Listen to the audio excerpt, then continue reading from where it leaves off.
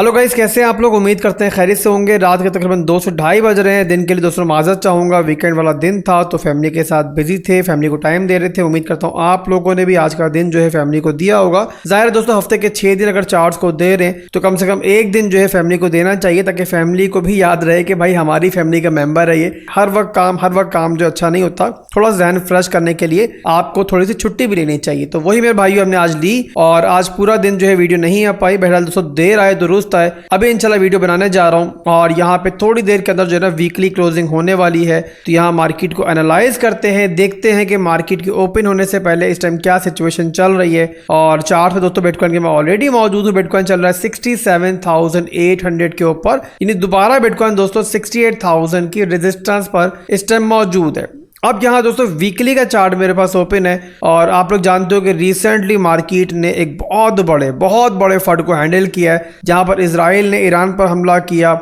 इसके अलावा दोस्तों यूएसडीटी के बारे में भी एक फंड जो है मार्केट में आई। तो दो बड़ी फंड जो है मार्केट ने हैंडल की हैं, बट उसके बावजूद आप लोग दोस्तों बिटकॉइन को देखो कि वो कितनी जबरदस्त तरीके से अपने कदम जमा के बैठा हुआ है। और यही वो चीज है कि जब ईरान के ऊपर हमला हुआ था ना सुबह के टाइम, तो मैंने वहां पर भी बताया था कि जिस तरीके से बिटकॉइन यहाँ पे सिचुएशन को हैंडल कर रहा है, प्रेशर को हैंडल कर रहा है, ये मार्केट के लिए हम एक पॉजिटिव चीज कंसीडर कर सकते हैं। इस चीज को ध्यान में रखते हुए कि यहाँ पे वीकेंड है और वीकेंड पे दोस्तों जो वॉल्यूम होता है वो कम होता है। और नॉर्मली हमने देखा है कि वीकेंड पर कोई मसला आए ना तो मार्केट जो है डगमगाने में टाइम नहीं लगाती है। बट अभी के लिए दोस्तों यहाँ बिटकॉइन जो है खुद को संभाल रहा है और इस टाइम दोबारा से अपने सप्लाई जोन को रिटेस्ट कर रहा है। अब यहाँ पर दोस्तों आप लोग जानते हो कि वीकली के अंदर जो हमारा स्ट्रक्चर है वो तो खैर ऑलरेडी ब्रेक हो चुका है। लगभग 8 महीने से बिटकॉइन ने इस चैनल के अंदर कंसोलिडेट किया था और बिलाखिर दोस्तों ये चैनल ब्रेक हुआ। बिटकॉइन ने क्लोजिंग ली इसके ऊपर और इसी के साथ दोस्तों हमारा स्ट्रक्चर भी वीकली के अंदर, जो कि पहले डाउन ट्रेंड के अंदर था, दोबारा से एक बहुत लंबे अरसे के बाद जो है वो अप ट्रेंड में तब्दील हो गया। और यहाँ पर दोस्तों आप देख सकते हो कि ब्रेकआउट मिलने के बाद जो है ना, अगर हम लोग अभी रिसेंट वीकली कैंडल को देखें जो कि अभी थोड़ी देर में क्लोज भी हो जाएगी, तो आपको ये दिखाई देगा कि ये जो है ना हमारा एक परफेक्ट रीटेस्ट था इस चैनल का। अगर दोस्तों यहाँ मंथली क्लोजिंग भी हमारी इसी रेंज में हो जाती है तो फिर मंथली चार्ट के ऊपर जो बुल फ्लैग था ना, हमारा बुल फ्लैग जो बना हुआ है बहुत लंबे अरसे से, हम उसके बारे में भी कंसीडर कर सकते हैं कि ब्रेकआउट के बाद जो है ना उसका भी रिटेस्ट हो चुका, जो कि जाहिर सी बात है एक और ज़बरदस्त पॉजिटिव चीज़ होगी बिटकॉइन के लिए। बहरहाल दोस्तों करंट सिचुएशन के अंदर सबसे इंपॉर्टेंट चीज़ जिसमें मेरी भी नज़र है और मैं भी दोस्तों उसको लेकर काफ़ी ज़्यादा फोकस हूँ इस टाइम, वो है मेरे भाइयों वीकली कैंडल क्लोजिंग। और ये वीकली क्लोजिंग दोस्तों इसलिए इंपॉर्टेंट है क्योंकि वीकेंड के ऊपर ही वॉर सिचुएशन पैदा हुई थी। ये दो फंड्स मार्केट में आए थे और उसके बाद दोस्तों मार्केट जो है ओपन होने जा रही है। तो मार्केट जब ओपन होगी और यहाँ पे जिस तरीके से रिएक्ट करेगी, वही जो है ना शॉर्ट टर्म के लिए हमारी मार्केट के अगले मूव को डिसाइड करेगा कि हमें यहाँ पर जो ब्रेकआउट है वो यहाँ पे जल्दी मिलना है या फिर थोड़ा सा उसमें हमें इंतजार करना पड़ेगा। एनीवेज दोस्तों फिलहाल के लिए करंट सिचुएशन ये है कि बिटकॉइन दोबारा से अब सप्लाई जोन पे अपने मौजूद है और ये वो सप्लाई जोन है मेरे भाइयों जो मार्च 2024 से लेकर अब तक जो है ना बिटकॉइन के लिए एक बहुत स्ट्रॉन्ग सप्लाई जोन का काम कर रहा था। और इसी सप्लाई जोन की वजह से ही वीकली के ऊपर जो हमारा स्ट्रक्चर है वो नीचे की तरफ ब्रेक डाउन हुआ था, जिसके बाद जो है ना हमने एक बहुत लंबी कंसोलिडेशन जो है वो लगभग 8 महीने तक देखी है। बट इस बार दोस्तों बिटकॉइन के साथ कुछ इंपॉर्टेंट फैक्टर हैं जो इसको हेल्प आउट कर रहे हैं, जिनमें से पहला ये है कि हमारा चैनल जो है वो ब्रेक कर चुका है। सेकेंड दोस्तों ये है कि स्ट्रक्चर वीकली का जैसे बताया मैंने पहले आपको कि अब दोबारा से पॉजिटिव हो चुका है, हायर हाइज हाई लोस में जा चुका है। और थर्ड और इंपॉर्टेंट फैक्टर दोस्तों ये है कि बिटकॉइन की डोमिनेंस जो है ना वो भी बेइंतहा बढ़ चुकी है और इसी वजह से ऑल्ट कॉइन्स आपको सफर करते हुए दिखाई दे रहे हैं कि बिटकॉइन की डोमिनेंस जो है वो 60% तक पहुंच चुकी है। अब जाहिर सी बात दोस्तों बिटकॉइन की डोमिनेंस बढ़ने का मतलब ही ये है कि बिटकॉइन के अंदर पैसा आ रहा है। इन्वेस्टर्स जो है इस टाइम बिटकॉइन को लेकर ज्यादा फोकस है और जब भी दोस्तों बिटकॉइन ने कोई मेजर सप्लाई जोन तोड़ना होना तो यही फैक्टर है जिनकी उसको जरूरत होती है, यानी कि ज्यादा वॉल्यूम और ज्यादा बाइक। और वो चीजें दोस्तों हमें इस टाइम दिख रही हैं। और अगर यहां पर दोस्तों हम ये कहें तो गलत ना होगा कि सिर्फ और सिर्फ जो दो फंड्स मार्केट में आए इस वीकेंड के ऊपर, उसी की वजह से बिटकॉइन जो है ना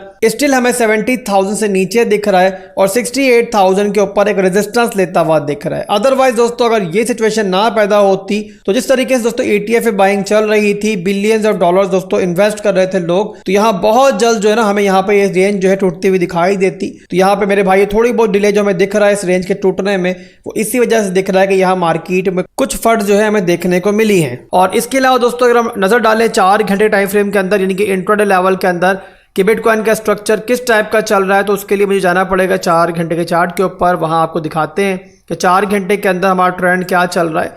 तो 4 आवर के अंदर दोस्तों आप देख सकते हो कि जो हमारे चैनल का वीकली टाइम फ्रेम के ऊपर रिटेस्ट हुआ है ना, उसके अंदर bitcoin lower lows lower highs बना रहा था 4 घंटे के अंदर, यानी कि डाउन ट्रेंड में चला गया था। और उसके बाद दोस्तों एक परफेक्ट रिटेस्ट हुआ, एज एक्सपेक्टेड बिटकॉइन ने यहाँ पे स्ट्रेंथ शो की और दोबारा ऊपर की तरफ गया।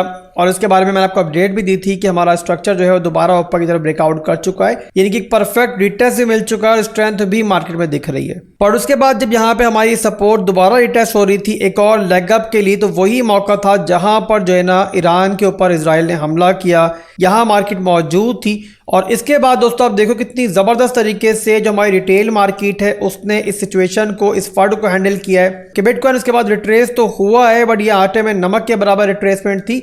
और यहाँ पर ये नोट करो दोस्तों, ये हमारी डेली की सपोर्ट नहीं है, वीकली की सपोर्ट नहीं है, जस्ट एक छोटी सी 4 घंटे की सपोर्ट है। बट इस छोटी सी सपोर्ट को भी यहाँ पर जो है ना ट्रेडर्स ने होल्ड किया। और यहाँ पर आप देख सकते हो कि बिटकॉइन दोबारा ज़बरदस्त तरीके से यहाँ से रिकवर हुआ है और क्लोजिंग हमें दोबारा ऊपर ही मिली, जिसकी वजह से क्या हुआ है कि 4 घंटे के अंदर जो हमारा स्ट्रक्चर ऊपर की तरफ ब्रेकआउट हुआ था वो यहाँ पर स्टिल इंटैक्ट है। और इससे मेरे भाई यही अंदाजा होता है, हमें यही आइडिया होता है कि रिटेल मार्केट जो है ना उसने बड़ी ज़बरदस्त तरीके से इस फंड को हैंडल किया है। तो मेरे भाइयों अब यहाँ पर यही देखना होगा, जैसे बताया मैंने आपको कि वीकली क्लोजिंग होने के बाद कि जो ETF की मार्केट है वो किस तरीके से रिएक्ट करेगी। तो मार्केट ओपन हो जाए दोस्तों तो इंशाल्लाह एक फ्रेश वीडियो जल्दी बनाने की ट्राई करेंगे ताकि आपको फ्रेश अपडेट जो है मार्केट की दे पाएं। इसके अलावा बिटकॉइन डोमिनेंस के बारे में बताया, जैसे कि मैंने आपको कि वो जो है ना ज़बरदस्त तरीके से पंप हो रहा है और बिटकॉइन डोमिनेंस का पंप होना बिटकॉइन के लिए तो खैर पॉजिटिव है, बट इसके अलावा ऑल्ट कॉइन्स के लिए काफ़ी ज़्यादा नेगेटिव होता है बिटकॉइन डोमिनेंस का बढ़ना।